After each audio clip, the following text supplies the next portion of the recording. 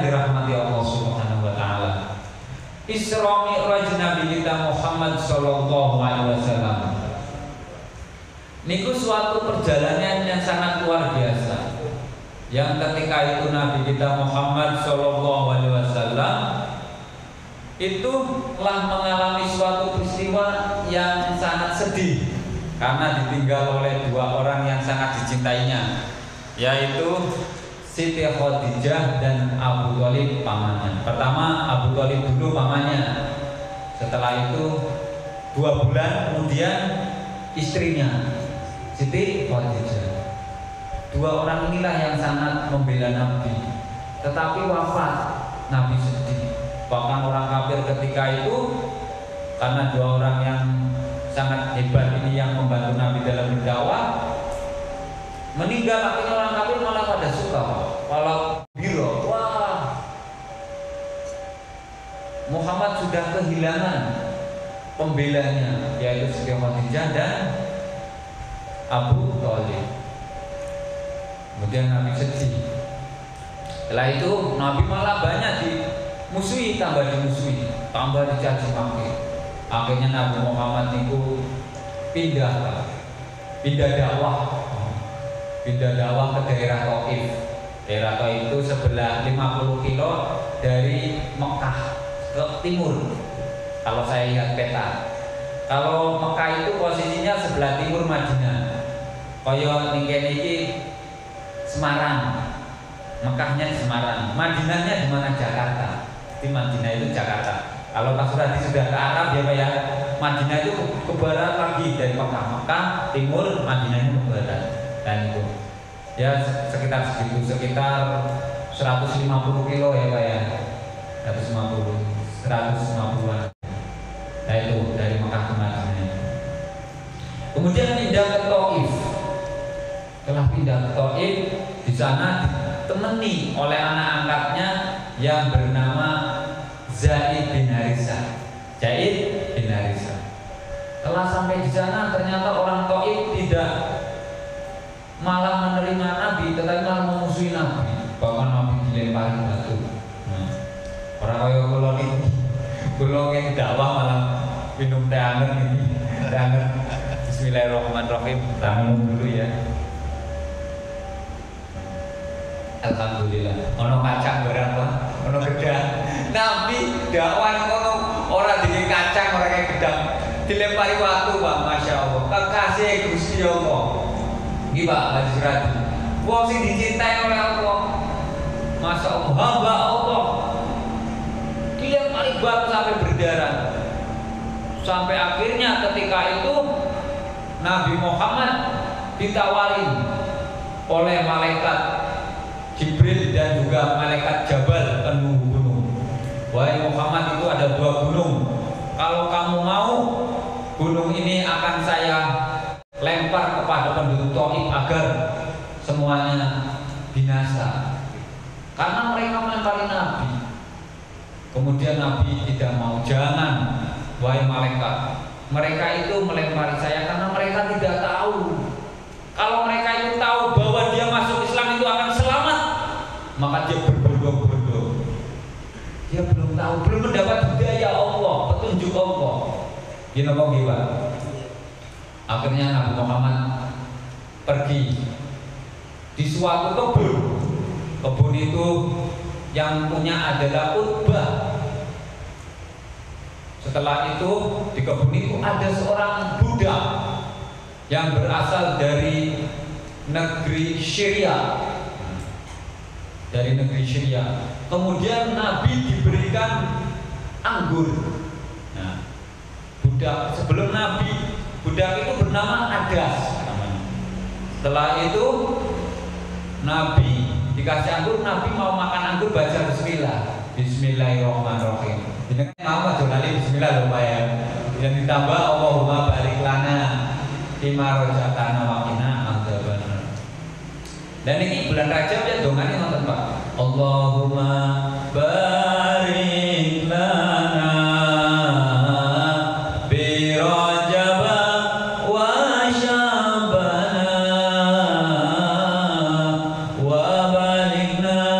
Roma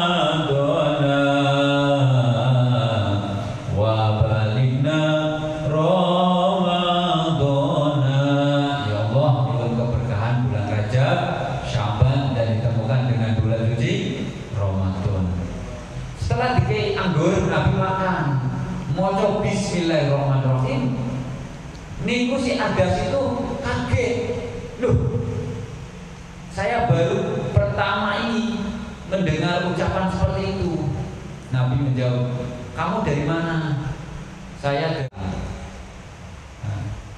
di sana. Oh, saya tahu kalau gitu. Di sana itu ada Nabi yang bernama Yunus bin Matta. Oh iya, saya pernah mendengar. Kata Adasnya itu, saya pernah mendengar Yunus bin Matta dari negeri Assyria. Kemudian dia langsung masuk Islam. Kemudian pada saat itu Nabi sholat subuh di situ di Thaif, membaca surat jin. Jin-jin yang ada di antara daerah itu masuk Islam, karena waktu itu Nabi baca surat Al-Jin. Nah itu diberitahukan oleh malaikat bahwa walaupun kamu orang tidak mengikutimu, tapi ada budak yang masuk Islam dan jin-jin yang ada di situ pada masuk Islam. Diberitahukan oleh malaikat. Nah itu Bapak-bapak. Kemudian Rasulullah pulang ke Mekah. Setelah pulang ke Mekah, habis sholat isya kan Pak yang jenengan ini ngantuk Nabi. Lah ngantuk tidur di depan Ka'bah. Lah tidur, Nabi dibangunkan oleh malaikat Jibril. Yang jenengan dibangunkan sapa Pak? Bojone ya Pak. Pak tangi Pak, Baji tangi kok turunin di jobo, turun rumah. Lah terus dibangunkan oleh malaikat Jibril. Setelah dibangunkan oleh malaikat Jibril, Allah Subhanahu wa taala ingin menghibur hamba yang dicintainya, lagi sedih kehilangan dua orang yang dicintainya, Siti Khadijah, Abu Thalib, berdakwah dilempari batu. Nabi ingin menghibur dengan Isra Mi'raj, perjalanan yang sangat luar biasa. Ya, bandingkan dalam surat apa Pak? Ayo, surat Al-Isra ayat pertama. A'udzu billahi minasy syaithanir rajim. Bismillahirrahmanirrahim. Subhanalladzi asra bi'abdihi lailan minal masjidil haram ilal masjidil aqsa alladzi barakna hawlahu linuriyahu min ayatina innahu huwas sami'ul basir. Allah ya. Nah, setelah mana Pak ya? Apa kan tuntas ya Pak ya? Karo ngantuk-ngantuk ora apa-apa ya Pak ya. Nyantai mawon Pak ya. Nyantai ora apa-apa Pak. Ngaji dapat pahala Pak. Jenengan iku teng masjid niki malaikat padha dugi lho Pak. Dongake jenengan cuman jenengan ora ngertos. Dongane cukupilah, sayangilah, kasihanilah, ampunilah. Lah niki malaikat mendengan mboten ngertos. Monggo sering-sering ning masjid nggih Pak. Ya iso wis pokoke masjid terus sampai mati nih. PPKM perbanyak pergi ke masjid mulai saiki sampai mati gitu. Perbanyak pergi ke masjid, sholat jamaah ya Pak ya. Nah itu sholat jamaah. Bapak-bapak yang dirahmati Allah Subhanahu wa taala, setelah itu Nabi bersama malaikat Jibril di perjalanan dengan naik burung. Burung itu seperti kuda tapi lebih besar dari kuda. Dengan sekali apa Pak? Sekali melompat jauh sekali, pandangan mata sampai enggak mengedip jauh hilang. Nah, itulah buah hebatnya. Dari Masjidil Haram menuju Masjidil Aqsa jaraknya 1250 kilo dalam waktu yang sangat cepat. Sampai di Masjidil Aqsa Palestina. Setelah sampai di sana, Nabi ditemukan dengan para nabi. Ada Nabi Adam, Idris, Nuh, Hud, Soleh, Ibrahim, Lut, Ismail, Ishaq, Yakub, Yusuf, Ayub, Su'aib, Harun, Musa, Ilyas, Dzulkifli, Daud, Sulaiman, Ilyas, Yunus, Zakaria, Yahya, Isra. Nabi sallallahu alaihi wasallam sholat. Yang mimpin sinten Pak? Sing mimpin Nabi Muhammad ini. Karena Nabi Muhammad itu adalah Khatamul Anbiya, adalah terakhir dari para nabi dan pemimpinnya para nabi. Nabi Muhammad itu akhirnya dipimpin oleh Nabi Muhammad sholat jamaah. Setelah sudah sholat, Nabi Muhammad ditawari oleh malaikat Jibril yang jenengan melakukan kesel kok mboten Pak Surat. Yo capek. Akhirnya janjake minum. Hai Muhammad, ini minuman ada 2. Mungkin perjalanan jauh soko Palestina, soko Arab dengan Palestina. Jauh 1250 kilo. Ini ada 2 minuman. Kamu pilih yang mana? Kamu pilih yang mana ya. Kalau saya pilih yang ini saja gitu. Kalau juga nyanyi gitu. Nabi Muhammad, saya pilih yang ini. Terus kata malaikat Jibril, "Sodaqta ya Muhammad." Benar kamu Muhammad. Pilihanmu susu itu halal. Kalau yang satunya iki arak. Kalau arak itu haram. Kalau kamu pilih arak, mungkin umatmu pada teler semua gitu. Nah, kamu pilih susu, berarti benar, minum dulu. Minum. Bismillahirrahmanirrahim. Bismillah. Alhamdulillah. Dan setelah itu Nabi Muhammad setelah minum, terus sudah Nabi Muhammad naik Pak, diajak malaikat Jibril naik ke langit. Setelah sampai langit 1, ketemu dengan malaikat. Wah, ini malaikat itu kuat lah. Setelah ketemu dengan malaikat di langit 1, Nabi Muhammad buka pintu langit 1 itu Pak. Jibril, ada Nabi Adam. Nabi Adam itu melihat ke kanan, tersenyum.